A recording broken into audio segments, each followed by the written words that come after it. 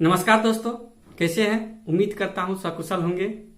आज हम लोग संयुक्त राष्ट्र संघ के बारे में विस्तार से जानेंगे। संयुक्त राष्ट्र संघ की स्थापना के पीछे क्या उद्देश्य थे, क्यों इसका स्थापना किया गया था, कब इसका स्थापना किया गया था, कितने इनके सदस्य हैं, इन सारी बातों की जानकारी आज हम लोग प्राप्त करेंगे। प्रथम विश्व युद्ध में जो जान माल की हानि हुई और काफी इससे वैश्विक अर्थव्यवस्था प्रभावित हुआ था और दोबारा इस प्रकार के युद्ध न हो, इन सारे बातों को ध्यान में रखते हुए लीग ऑफ नेशन की स्थापना की गई थी वर्षा की संधि के तहत 1919 ईस्वी में, और ILO का भी स्थापना 1919 में ही किया गया था। लेकिन लीग ऑफ नेशन द्वितीय विश्व युद्ध को रोकने में कामयाब नहीं रहे और द्वितीय विश्व युद्ध हुआ लीग ऑफ नेशन के रहने के बावजूद भी। इस असफलता के वजह से लीग ऑफ नेशन की प्रासंगिकता नहीं रह गई थी। तो फिर द्वितीय विश्व युद्ध की समाप्ति के उपरांत फिर से दोबारा विश्व युद्ध न हो, इन बातों को ध्यान में रखते हुए और अगले विश्व युद्ध को होने से रोकने के लिए और विश्व में शांति और सुरक्षा की व्यवस्था बनाए रखने के लिए संयुक्त राष्ट्र संघ की स्थापना की गई थी। संयुक्त राष्ट्र की स्थापना के लिए 50 देशों ने UNO के चार्टर तैयार करने हेतु 26 जून 1945 ईस्वी को सैन फ्रांसिस्को में इसके चार्टर को अंतिम रूप देकर के इस पर हस्ताक्षर किया और 24 अक्टूबर 1945 ईस्वी को संयुक्त राष्ट्र संघ की स्थापना की गई और इनका मुख्यालय न्यूयॉर्क में है।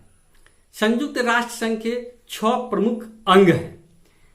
अगर इसके 6 प्रमुख अंग इस प्रकार हैं: महासभा, सुरक्षा परिषद, सामाजिक आर्थिक परिषद, ट्रस्टीशिप परिषद, अंतर्राष्ट्रीय न्यायालय और सचिवालय।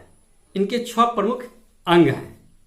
महासभा संयुक्त राष्ट्र संघ का अर्थात UNO का लघु संसद की तरह काम करता है। इसमें वर्तमान में संयुक्त राष्ट्र संघ के 193 सदस्य होते हैं 193 सदस्य हैं और दक्षिण सूडान जुलाई 2011 को 93 सदस्य के रूप में सदस्यता ग्रहण किया था। महासभा जो कि वैश्विक लघु संसद की तरह कार्य करता है, इसमें सभी सदस्य देशों के प्रतिनिधि भाग लेते हैं और इनका कार्यकाल 1 वर्ष का होता है और 1 वर्ष इसका सभा बैठक जो है वह सितंबर माह में आयोजित की जाती है। सितंबर से दिसंबर तक चलती है।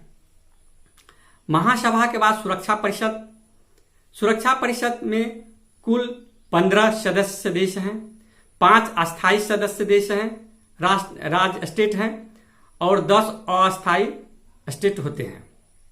5 अस्थायी सदस्य में अमेरिका, रूस, ब्रिटेन, फ्रांस, चीन हैं।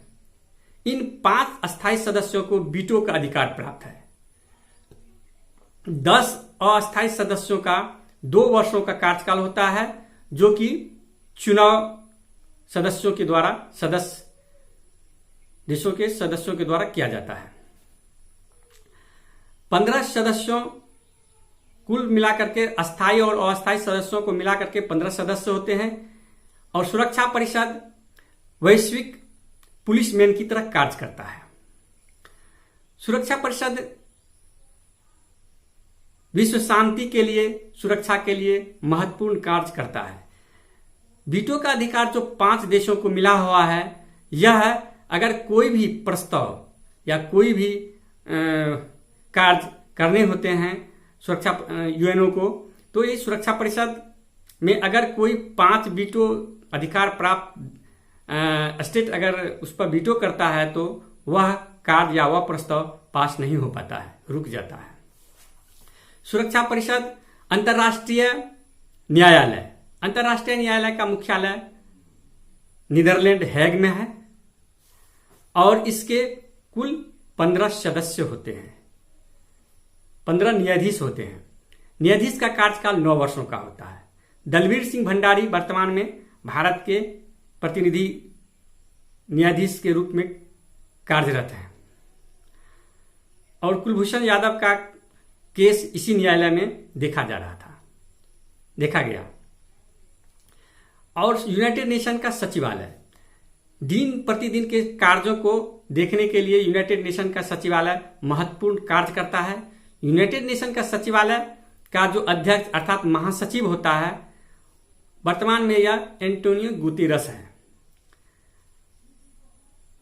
ट्रस्टीशिप, जो देश छोटे छोटे देश प्रारंभ में जो आजाद हुए थे उनके प्रशासन को देखने के लिए यही ट्रस्टीशिप कार्य करते थे।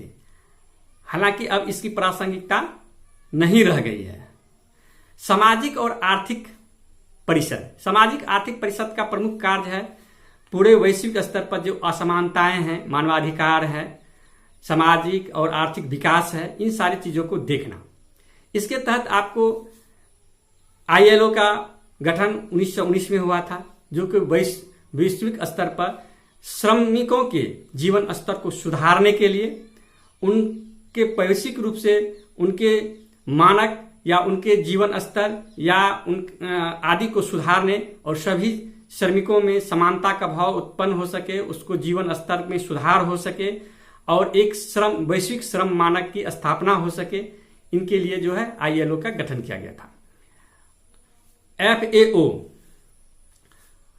इनका गठन वैश्विक स्तर पर सभी को खाद्यान्न उपलब्ध हो सके, इसके लिए इसी उद्देश्य से किया गया था। यूनिसेफ और यूनेस्को, ये सारी संस्थाएं सामाजिक आर्थिक परिषद के अंतर्गत संयुक्त राष्ट्र संघ के तहत आते हैं। तो संयुक्त राष्ट्र संघ के ये 6 प्रमुख अंग हुए और इनके कार्य हुए। संयुक्त राष्ट्र संघ का प्रमुख उद्देश्य क्या है? तो संयुक्त राष्ट्र संघ का प्रमुख उद्देश्य में अगर देखें तो प्रमुख उद्देश्य इसका विश्व शांति, सुरक्षा, सामाजिक आर्थिक विकास, मानवाधिकार की रक्षा, पर्यावरण का संरक्षण आदि बातों के लिए महत्वपूर्ण कार्य करना। जबकि महासभा का प्रमुख कार्य क्या है?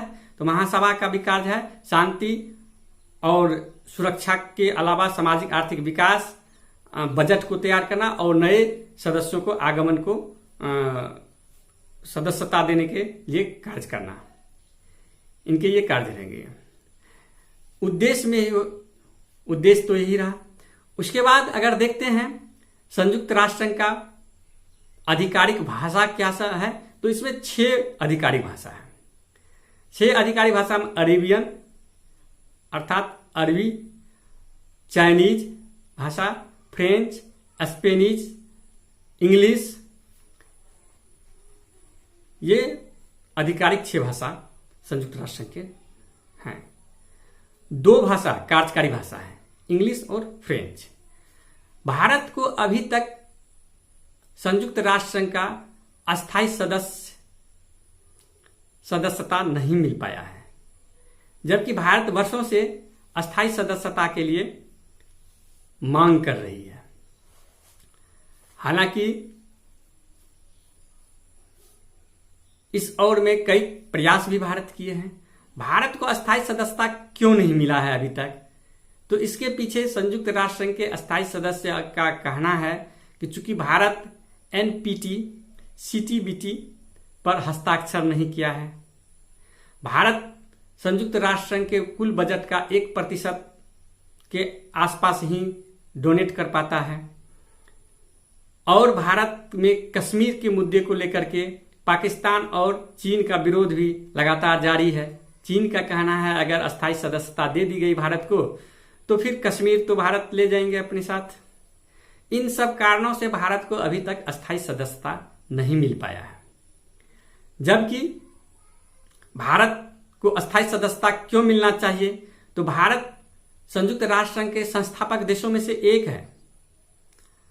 भारत वैश्विक शांति की स्थापना के लिए शांति मिशन में अपने सैनिकों का योगदान काफी संख्या से काफी समय से देता आ रहा है। भारत वैश्विक बीमारियों से लड़ने के लिए मेडिसिन जैसे पोलियो के उन्मूलन में महत्वपूर्ण योगदान देता रहा है। भारत जो कि संयुक्त राष्ट्र का एक प्रमुख लक्ष्य आतंकवाद को भी का उन्मूलन करना है, भारत आतंकवाद उन्मूलन में महत्वपूर्ण भूमिका निभा रहा है। इसके लिए भारत कई कदम भी उठाए। सर्जिकल स्ट्राइक और अन्य कई तरह से आतंकवाद पर नियंत्रण के लिए प्रयास करते आ रहे हैं। भारत सबसे बड़ा लोकतंत्र भी है और संयुक्त राष्ट्र संघ का उद्देश्य वैश्विक स्तर पर लोकतंत्र को मजबूत करना भी रहा है।